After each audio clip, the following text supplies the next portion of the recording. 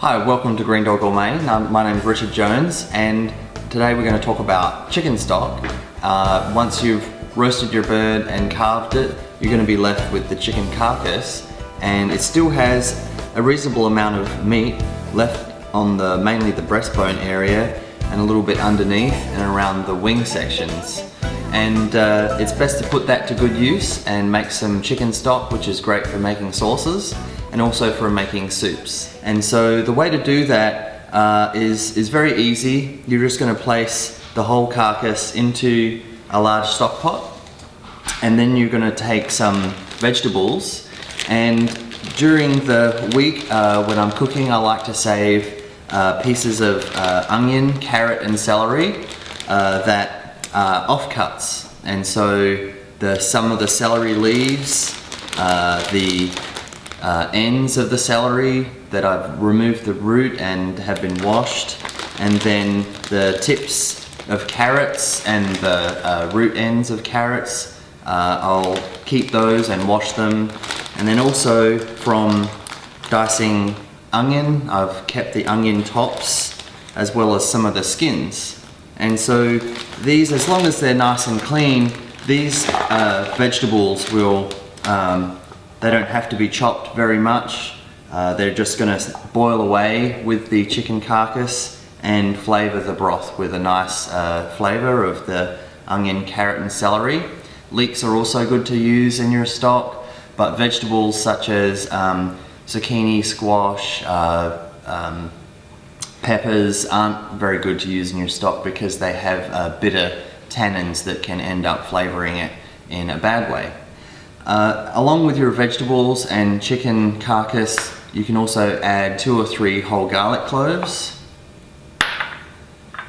about 15 to 20 peppercorns, and 4 or 5 bay leaves that are just small. If they're large, just use 2 or 3. At that point, we're going to fill the pot with water until about 1 inch from the top, so about 1 gallon of water. So when the stock comes to the boil, just reduce the temperature to a medium low, 3 or 4 out of 10 on your burner. And what you may find is there's a little bit of impurities that come to the surface of the stock in the form of a foam. And so if you just take a medium ladle and go around the outside of the pot where they generally collect and just skim that, you'll also pick up some excess fat.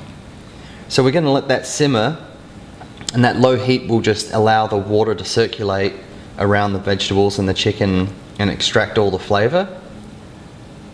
And we'll let that do that for about at least 2 hours. It's great if you can leave it there for up to 6 hours and just monitor the level of the water so that it doesn't reduce too much. But you want it to reduce by about 25%, and you can tell already, I had it up to about here and I've reduced it probably by about 10% already. Once it's finished reducing by about 25%, and the flavour is going to be about as good as it's going to get after 2 hours, but definitely up to 6 hours for the gallon of water and the 1 chicken carcass that is in here. If you have 3 or 4, you could probably leave it on overnight. If you have 3 or 4 chicken carcasses, just on a very low heat, and it'll extract that flavour overnight. And the next morning you can simply strain it through a coarse strainer and let it cool down, and then strain it through a fine strainer. And at that point you can either use it for a soup or making a sauce, or even just putting it in a container and freezing it. I like to make stock whenever I have that chicken carcass, and then I will simply put it in the freezer and bring it out of the freezer a day in advance if I wish to use it for a soup, or even remove it from the container and using an ice pick break off as much as I might need and use it for a pan sauce. So our chicken stock has been on for about 4 hours.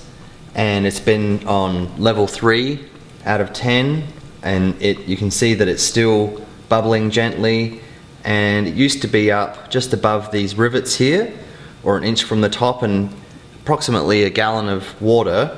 Now it's reduced by about 25%, and it's infused, all the vegetables are thoroughly cooked, and so now I'm going to strain it off. So turn off your heat and then just carefully take it to a coarse strainer, and then just slowly pour off that liquid. Just allow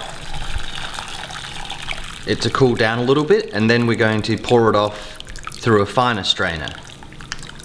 And that just ensures that any of the vegetable and chicken and seasonings and the aromatics are left behind. And so from here, I'm going to carefully pour it through a finer strainer into a Tupperware container, and I'll allow this to cool to room temperature before putting it in the fridge. Overnight, the fat will rise to the surface and then solidify, and at that point you can remove that fat very easily just using a spoon or your fingers, and you'll have a very clear, fabulous tasting chicken stock. So now that we've removed the chicken from the stock, we've strained off the liquid, and I've allowed this to cool down a little bit, what we have is a lot of meat that's still attached to the bone that we can now pull off and then just pull it apart and use in soups and stews. It's important to pull the meat, and then when you take off a chunk, for instance at the bottom there's the oysters, just sort of press it between your fingers and ensure that there's no small bones attached to any of these pieces of meat. It's especially good to check around the meat that you pull from around the wing area. It's close to where the ribs are, and you can find that some of those rib bones will still be attached to some of this meat. And so here what I've done is I've sauteed some onions, carrot and celery that I've diced up, then deglazed with a little white wine. Then I've got the chicken stock, some green beans, roasted red peppers, the pulled chicken and some white beans. I've added a little bit of turmeric for colour and flavour and for its anti-inflammatory properties, and seasoned it with salt and pepper.